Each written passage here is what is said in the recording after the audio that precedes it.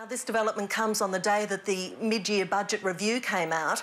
All up, 5,000 public service jobs will go, and there was a king hit for the mining industry. The Treasurer has been accused of cooking the books. No election date yet, but the stunts keep coming. It's time to call that election. Trying to buy the Bligh government more time in power, the Treasurer's handed down a mid-year budget review that predicts a budget surplus of $60 million, a year earlier than forecast. An economy that is whirring back into action and powering out into the front of all the states and territories.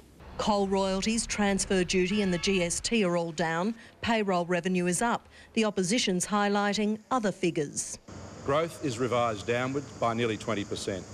Employment growth is cut by nearly 50%.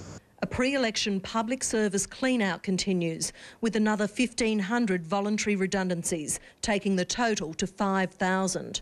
It's a management task. That's what we've done. Unions are warning all frontline services will be compromised. We think at the end of the day what this is about is cooking the books before the next state election. The booming resources sector will be hit with new taxes.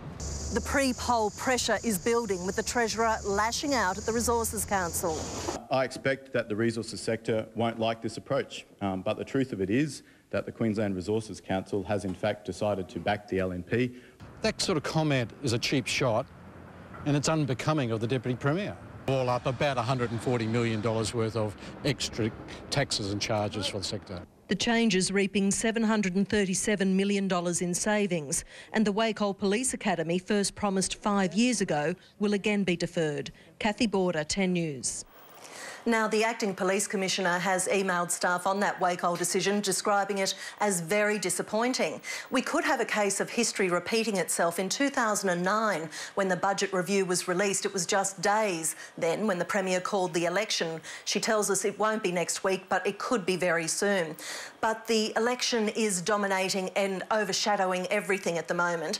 The Treasurer did spend a lot of his media conference today talking about Campbell Newman, at one stage describing him as not being a Queenslander who's on a cowardly search for votes, and he's dancing at the bottom of the fairy garden.